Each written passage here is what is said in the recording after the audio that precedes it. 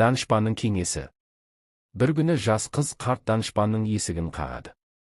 Көзінде жас, жүрегі ауыр сырға толы. Ол жанарындағы мұңмен сөз бастайды.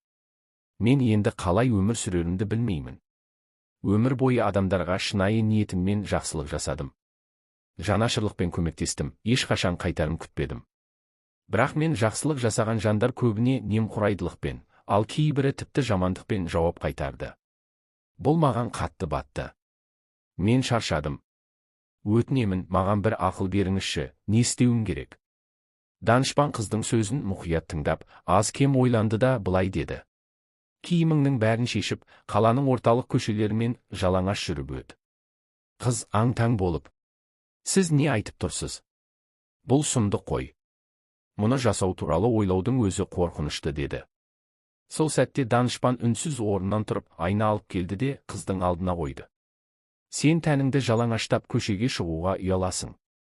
Ал жаныңды түгел ашудан неге қымсынбайсың?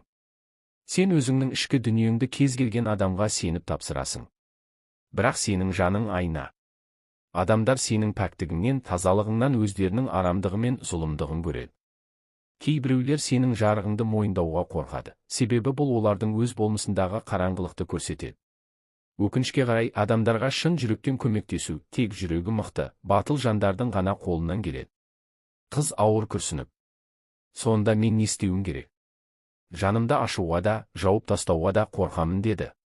Данышпан қызды сыртқа ертіп шығып, бақ ішіне алып барды. Бұл менің бақшам.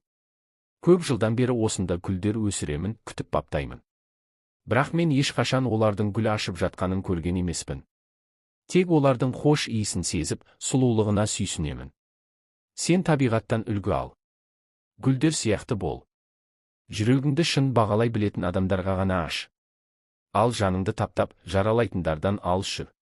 Сонда ғана сен өзіңді сақтай аласың. Қыз үнсіз бас изеді.